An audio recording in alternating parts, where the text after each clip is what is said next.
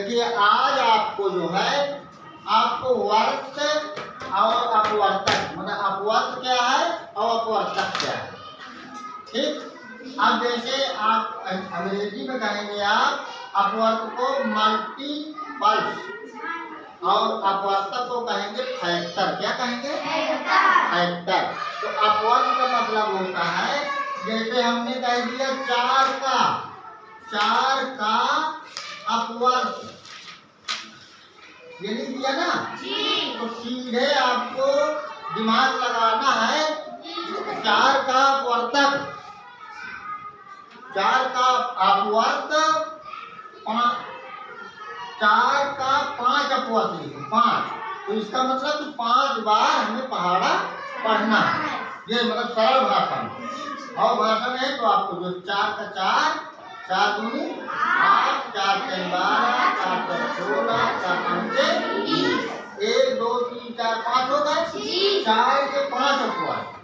अगर यही लिख दिया जाए 3 के 7 अपवर्त लिखिए। क्या लिखिए? 7 अपवर्त लिखिए। तो 3 का पहाड़ा 7 बार पढ़ना। अपवर्त आ गया समझ में? तो 3 एकम 3, 3 दूनी 6, 3 का 9, 3 चौक 12, 3 पते 15, 3 छंग 18, 3 सत्ते 21। अब ये देखिए 7 बार हो गए। 1 2 3 4 5 6 7। ठीक, 8 1 2 3 4 5 6 7 7 बार तो हुआ।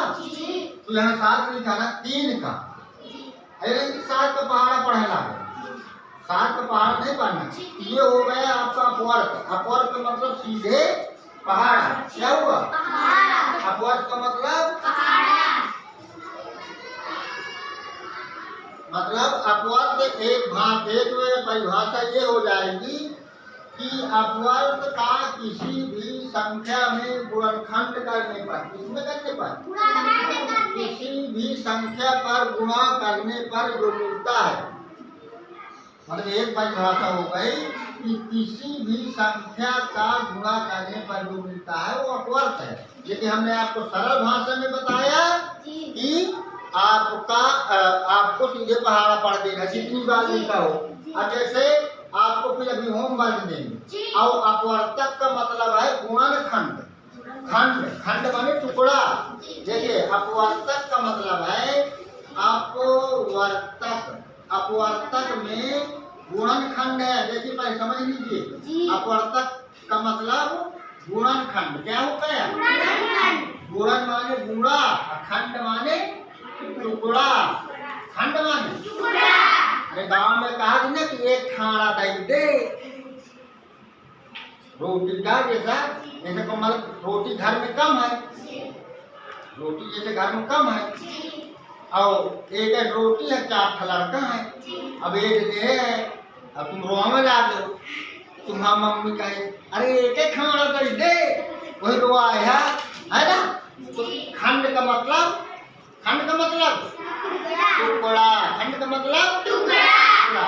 तो अपवर्तक जैसे हमने लिख दिया 12 का अपवर्तक, 12 का अपवर्तक।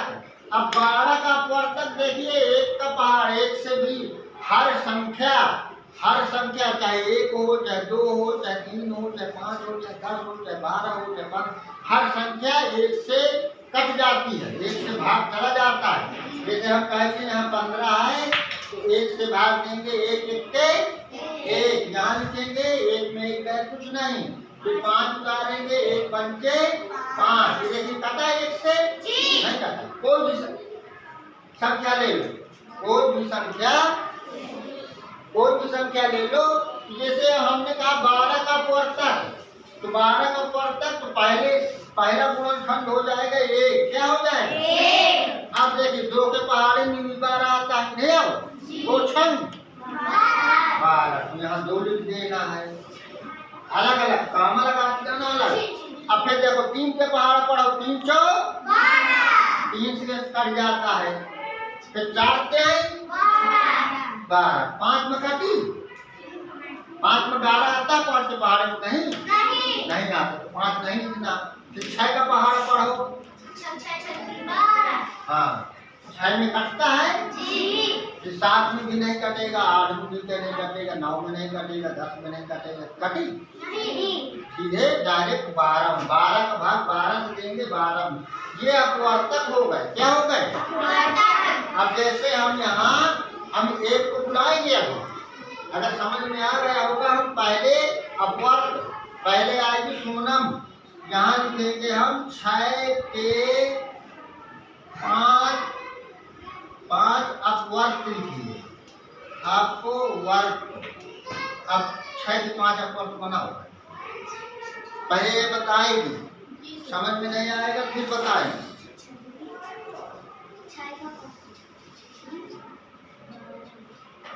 हाँ, लिखे रहो।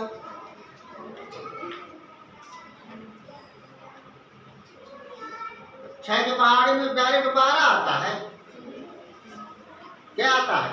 डायरेक्ट 12 आता है। पहले क्या आता है? हाँ, 6 एकदम 6 भी लिखना है। जो पहला अंक होगा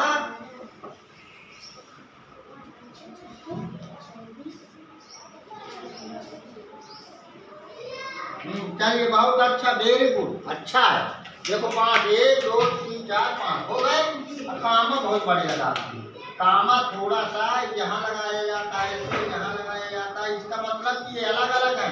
अगर हम इसको बैठ जाओ, इसको हम अगर इस तरह लिख देंगे,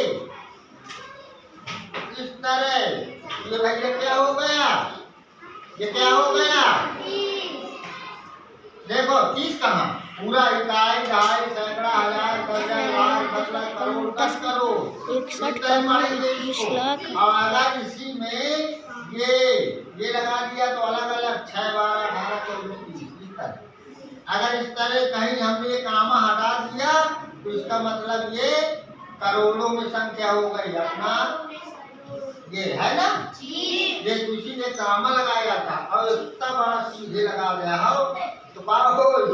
हाँ, इतना बड़ा डंडा नहीं लगाना होगा, छोटा छोटा लगाना। आप देखिए,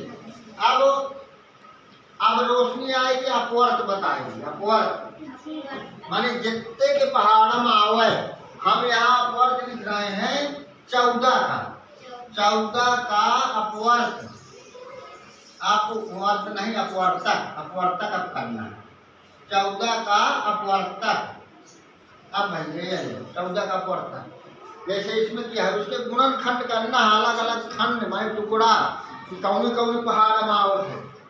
14 कौने, पहले तो सबसे पहले 1 लिख देना है, तो 1 लिख दो। सबसे पहले 1 लिखना समझ, सीधे बिना पूछे, बिना सोचे, बिना समझे, सीधे 1 लिख देना।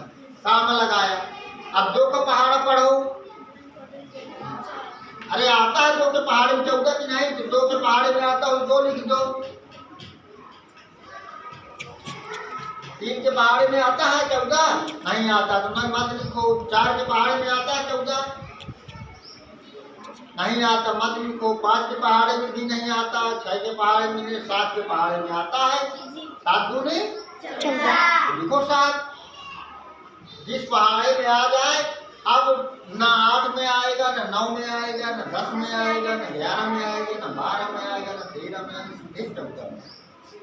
इस तरह आया समझ में? नहीं आया? किसको नहीं आया?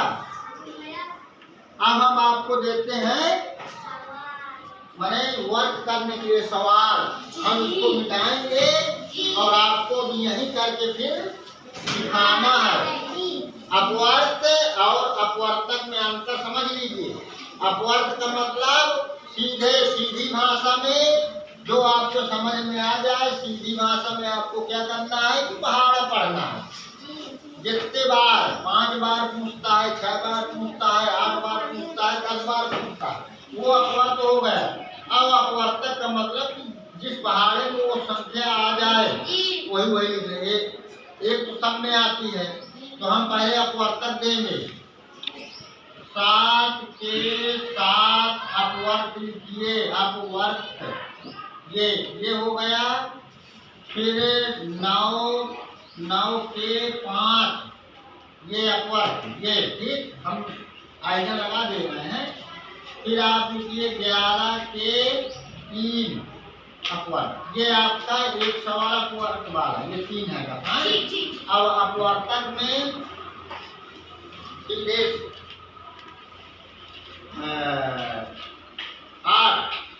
8 का अपवर्तक,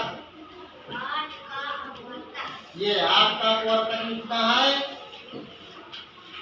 फिर 9 का भी कर लो, 9 का अपवर्तक लिखना है। और आपको 16, ये आपके ये भी 3 हो गए। ये आपको ये अभी करके दिखाना है, जब नहीं आएगा फिर से बताएंगे, ठीक।